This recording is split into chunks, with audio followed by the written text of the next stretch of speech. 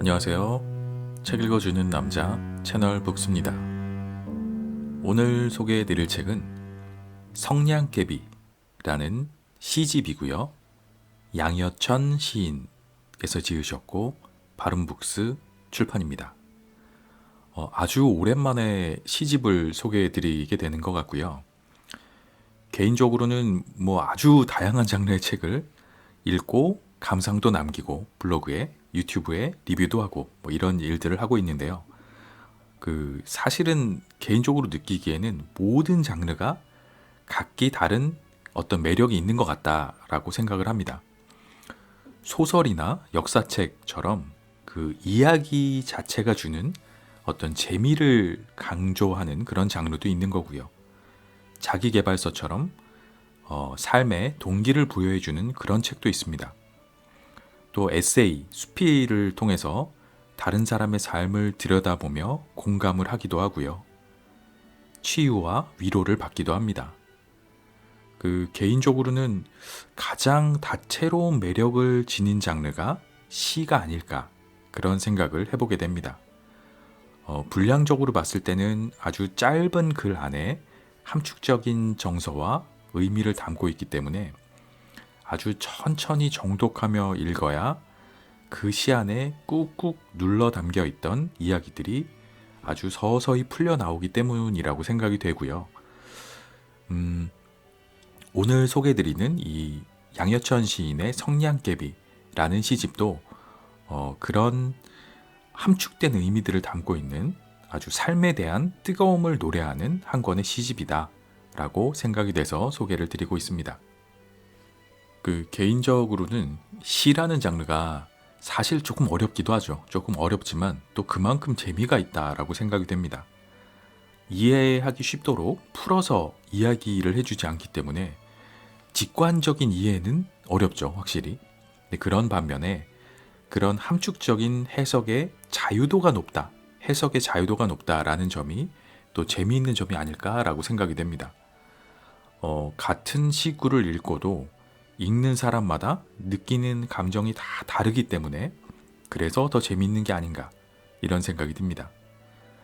예전에 제가 어떤 포스팅을 하면서 시를 쓰는 거는 어렵지 않지만 정말 좋은 시를 쓰기는 어렵다 이런 말을 한 적이 있는데요. 시를 쓰기는 물론 어렵습니다. 쉽지 않습니다. 근데 왜 시를 쓰기는 어렵지 않다라고 했냐면 그냥 분량적으로 봤을 때 한 권의 소설이나 에세이를 써내는 거를 기준으로 봤을 때는 A4 용지 기준으로 수백 장을 써야 되죠. 100장씩, 200장씩. 근데 그거에 비해서 분량적으로 보기에는 짧기 때문에 처음에 글쓰기를 접하시는 분들 중에는 시가 더 쉽다라고 생각하시는 분들도 있더라고요. 근데 물론 양으로 봤을 때는 그렇지만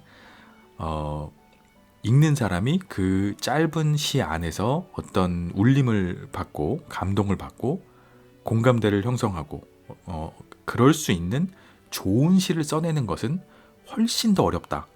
오히려 500페이지가 넘는 아주 두꺼운 벽돌책을 써내는 것보다도 짧은 좋은 한 편의 시를 써내는 것이 훨씬 더 어려운 일이 아닌가 그런 생각이 들어서 그런 얘기를 한 적이 있고요. 그런 의미로 시라는 장르는 참 어렵고도 대단한 장르다 이런 생각이 듭니다. 진짜 아무나 쓸 수 없는 거다라는 생각이 듭니다. 제가 시에 대해서 어떤 굉장히 높은 조회가 있지는 않습니다. 그래서 이 시집을 읽고 이렇게 리뷰를 하는 것이 아주 지극히 개인적인 감상이지만 그냥 제 개인적인 느낌을 얘기를 드리자면은 이 시집 성냥개비에는 전체적으로 어떤 흐르는 공통적인 정서 중에 하나가 삶에 대한 열정 이런 게 아닌가 저는 개인적으로 그런 게 좀 느껴졌고요. 지금 이 순간을 허투루 보내지 말자. 한 번뿐인 인생을 후회 없이 살자. 미지근하지 않게 뜨겁게 살자. 이런 정서들이 이 시집 안에 여러 시들에서 전해져 오는 것 같다라고 느꼈습니다. 미지근하게 의미 없이 살지 않겠다. 불꽃처럼 살고 싶다. 더 나아가서는 이제 이런 각오가 시인이 전하고자 하는 메시지 중에 적어도 하나가 아니었을까. 이런 감상을 저는 받았고요. 물론 개인적이지만 적어도 개인적으로는 그런 메시지가 좀 느껴지는 시집이라고 생각이 됐습니다. 그래서 그런 의미에서 아주 시들이 어떤 에너지가 느껴지는 시다라고 저는 느꼈고요. 왜 그런 생각을 했냐면 시집 안에 여러 시에서 그런 삶에 대한 애정과 애착을 느꼈는데, 뭐 예를 들면 도약이라는 시가 있는데요. 거기에 구절 중에는 살아 움직이는 단 한 번의 기회란 위대하다, 이런 구절이 있습니다. 이 삶의 소중함을 이야기하는 거죠. 단 한 번의 기회, 아주 위대한 기회를 우리는 갖고 있는 거다. 또 불가항력의 춤이라는 시가 있는데요.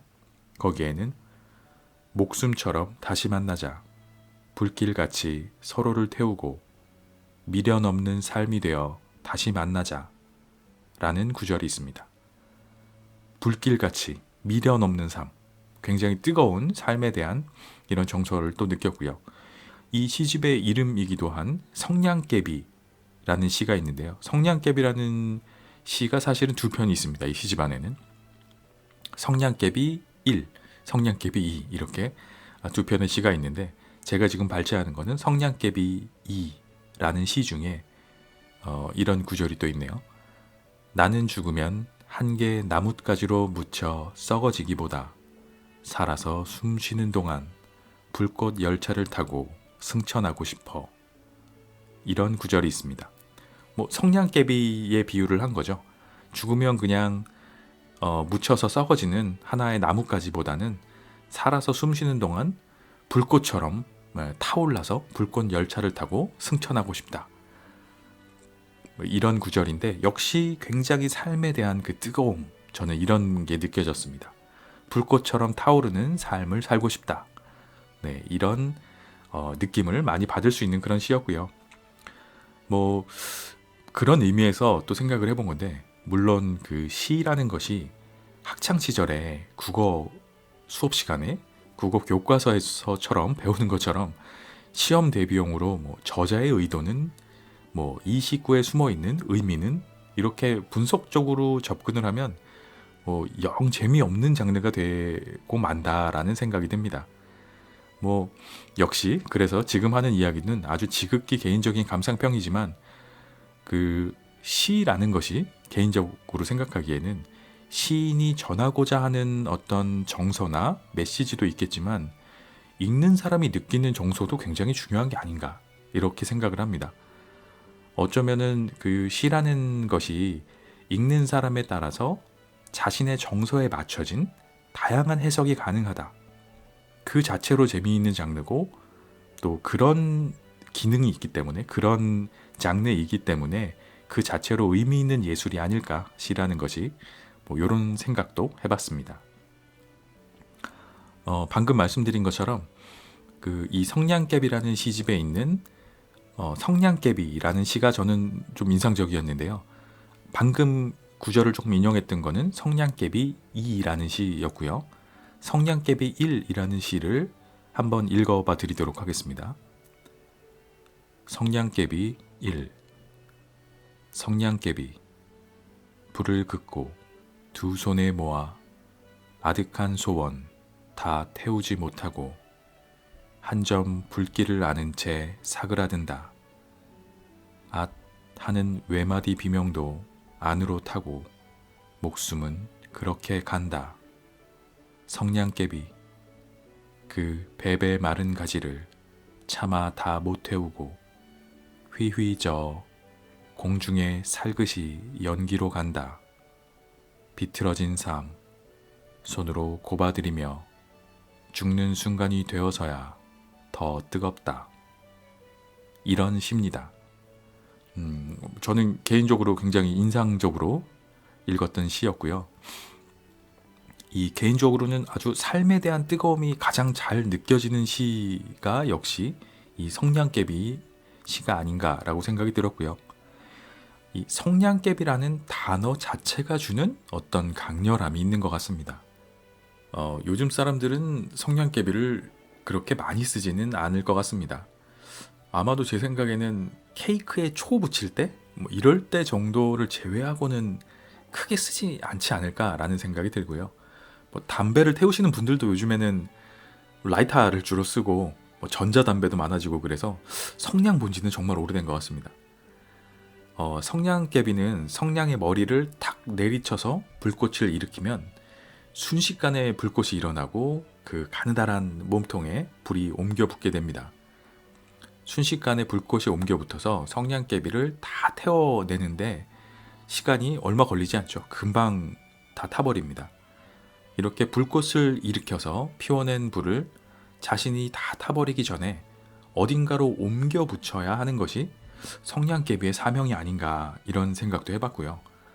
자신이 다 타버리기 전에 그 불꽃을 옮겨줘야 되는 것, 이런 게 어떻게 보면은 이 사람의 일생과도 굉장히 비슷한 게 아닌가 이런 느낌도 들었고요.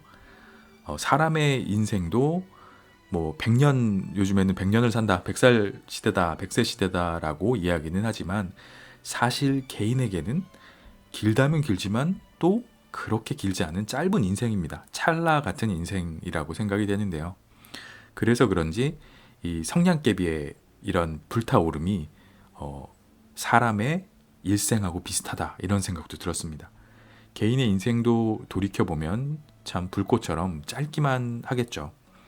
또 모두에게 공평하게도 우리 모두의 인생은 언젠가 다 타고 그 끝이 있게 마련이다 라는 생각도 해봤습니다.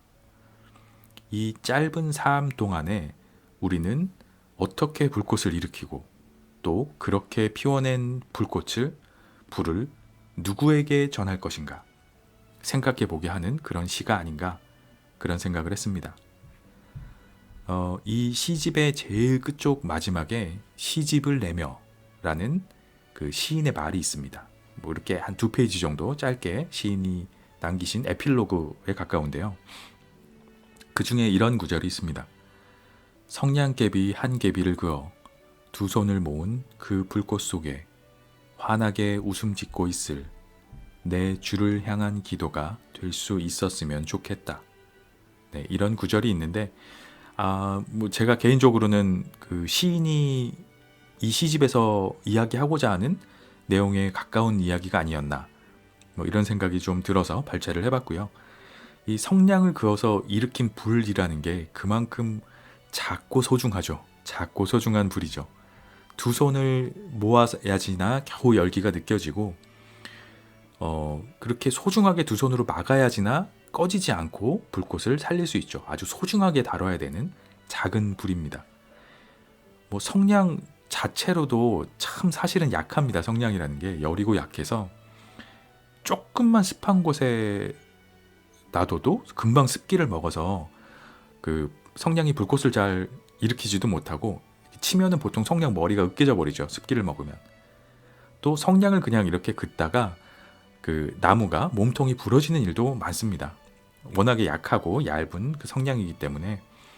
근데 그렇게 그런 약하고 얇은 성냥이 그어낸 소중한 불꽃을 살려서 불이 필요한 곳에 전하는 것이 성냥개비의 역할이 아닌가. 이렇게 생각하니까 우리 삶과 빗대어 볼 때 굉장히 공감대가 큰 이야기라고 생각합니다. 우리 그 삶의 의미라든지 우리가 무엇을 위해서 우리의 짧다면 짧은 이 인생을 어떻게 남기고 갈 것인가 이런 생각을 좀 해볼 수 있는 시여서 개인적으로는 아주 인상적으로 읽었습니다. 뭐 제가 또 느꼈던 것 중에 하나가 그 이 시집 성냥개비는 가볍지 않다라는 느낌을 좀 받았어요. 사실 요즘에는 뭐든지 다 가볍고 짧아야 좋아하는 세대가 된 것 같습니다. 시 자체도 인터넷 시인이라고 해서 인터넷에 그냥 쓰시는 분들도 많고요. 시집도 조금 더 가벼운 느낌으로 조금 더 직관적인 그런 표현들이 유행했던 것 같습니다. 뭐 조금 그 비하하자는 건 아니지만 어떤 의미에서는 그 전통적인 시라기보다는 그 광고 카피 같다라는 느낌을 사실 좀 받았던 경우들도 있었어요. 뭔가 수수께끼 같은 말장난 같은 것들도 사실 좀 많았고 그게 뭐 물론 트렌드겠죠. 근데 아마 이게 요즘 사람들이 좋아해서 그러는 거인지는 모르겠지만 긴 글보다는 간략한 요약 설명을 좋아하고 글로 써주는 것보다는 영상을 보는 것을 더 선호하는 세대죠. 심지어 영상도 어느 정도 길이가 길면은 잘 안 보더라고요. 그래서 뭐 그 틱톡이나 쇼츠 뭐 이런 것처럼 짧은 영상이 유행하죠 또. 근데 그런 시대이기 때문에 시도 아마 그런 트렌드를 많이 탔던 거가 아닌가라고 생각이 되는데, 그런 면에서 그렇게 짧고 가볍게 쓰여진 시들에 비해서 이 시는 순수 문학에 굉장히 가까운 시다 라는 느낌은 좀 받았습니다. 사실 여전히 좀 순수 문학에 가까운 시는 대중들에게 조금 어렵다는 인상을 줄지는 모르겠습니다. 뭐 그럴 수는 있지만 뭐 제가 어떤 그 전문적으로 문학 평론을 배우거나 이런 사람도 아니고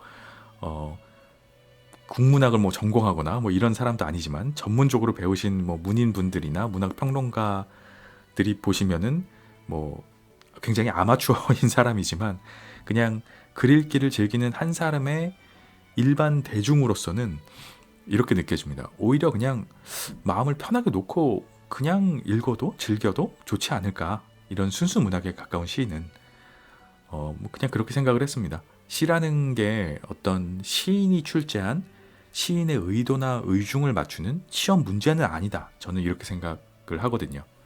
그래서 너무 그 순수 문학의 시라서 어렵지 않을까라는 생각을 하실 필요 없이 그냥 본인이 느껴지는 대로 순수하게 한번 느끼면서 즐겨봐도 좋지 않을까, 그런 생각을 해봤습니다. 역시 이 시집 안에 있는 시인의 말 중에 나와 있는 구절인데요. 유리병에 담은 편지를 바다에 띄워 보내는 것처럼 첫 시집을 세상에 내놓는다. 이런 표현을 하고 있습니다. 시인 본인이 느낀 이런 감정과 정서들을 그 유리병에 담아서 바다로 띄워보내는, 누군가 받기를 원하는 그런 마음으로 띄워보낸 시들이기 때문에 편하게 받아서 열어서 읽어보셔도 괜찮다, 좋다. 개인의 느껴지는 대로 그냥 그렇게 받아들이셔도 좋다. 저는 이런 생각을 해봤습니다. 뭐 그냥 그렇게 읽으면서 느껴지는 내 안의 감정을 느끼는 재미가 순수 문학으로서의 시가 아닐까, 오히려 그런 생각을 해보게 됩니다. 아주 천천히 한 단어씩 읽어 나갈 때 느껴지는 그런 감정과 생각들, 그런 게 만약에 떠오른다면 그냥 그 자체로 시를 즐기고 있는 것이다. 저는 이렇게 생각을 해도 좋다라고 생각합니다. 네, 이 시집 성냥개비는 그러기에 아주 좋은 시집이라고 생각이 되고요. 뭐 요즘 유행하는 그런 말장난 같은 가벼운 시, 그런 것들도 그런 장르가 주는 재미가 물론 있겠죠. 하지만 그런 거에 비해서는 더 시 본연의 깊이를 가진 순수 문학으로서의 시집이라고 생각이 되고요. 그런 장르의 또 즐거움과 아름다움을 한번 느껴보시는 기회가 될 수 있을 거다, 이렇게 생각이 듭니다. 이런 시는 좀 어렵다라는 선입견을 내려놓으시고 그냥 천천히 읽어보시면 좋을 거다라고 생각이 되고요. 또 워낙에 그 계절이 책을 읽기에, 특히나 시를 읽기에 너무 좋은 계절이 온 게 아닌가 생각이 됩니다. 이 가을날에 가벼운 시집 한 권 들고 다니면서 읽어보시면 이렇게 천천히 음미하면서 이 계절과 아주 잘 맞는 시집을 한번 읽어보시면 아마 나중에 기억하시기에 기억에 남는 특별한 가을이 될 수 있지 않을까, 이런 생각도 해봅니다. 한번 도전해 보시기를 추천드립니다. 천천히 한번 읽어보시면 좋을 것 같고요. 잠시 후에 제가 한 두어 편 정도만 낭독을 한번 하도록 하겠습니다. 이게 시집이기 때문에 제가 평소처럼 한 15분가량을 읽어버리면 안 될 것 같아서 가볍게 한두 편 정도 그냥 제가 좋았던 시 위주로 낭독을 해드리고요. 한번 읽어보시기를 추천드리는 순수 문학 시집입니다. 알게 된다. 양여천. 비로소 알게 된다. 사랑했던 것을 알게 된다. 얼마나 사랑했는지, 그리고 잊어가는 법을 알게 된다. 그리움을 알게 된다. 그것을 견디어내는 법을 알게 된다. 외로움을 알게 된다. 그것과 친해지는 법을 알게 된다. 사랑했던 사람을 다시 사랑할 수 없는 것을, 모든 것에서 결국 혼자가 되고 마는 것을 알게 된다. 내가 외롭다는 것을 알고 있지만 그렇게 살아야 하는 법도 알게 된다. 사랑은 늘 옳더라. 양여천. 나무는 꽃을 놓았으나 꽃은 나무를 놓은 적 없으며, 강물은 강을 떠났으나 강은 강물을 보낸 적 없어라. 내 사랑하는 이는 사랑을 지웠으나 내 가슴에서는 그 사람을 지운 적 없어라. 그리움은 떠난 그 사람을 그리워하며 설레임은 아직 그 사람을 그리고 있구나. 미련이라 하지 말자. 사랑이 어디 미련뿐이랴. 미련하다 하지 말자. 내 사랑은 언제나 나에게 옳았다. 틀린 것은 사랑했기 때문이 아니라 다른 것을 서로 사랑했기 때문이다. 너와 나는 다르다. 사랑도 같을 거라 생각하지 말자. 나와 너는 다르다. 살아가는 방법도 같을 거라 생각하지 말자. 나무는 꽃의 무게를 감당할 수 없었으며, 강은 강물에 넘치는 눈물을 참을 수 없었다. 꽃은 나무에게 꽃이 될 수 없었고, 강은 강물에게 강이 될 수 없었다. 내 사랑하는 이는 사랑을 지웠으나 나를 사랑하는 이를 사랑한다 썼다. 그리움은 여전히 그 사람에게 흘러간다. 설레임은 여전히 그 사람으로 피어난다.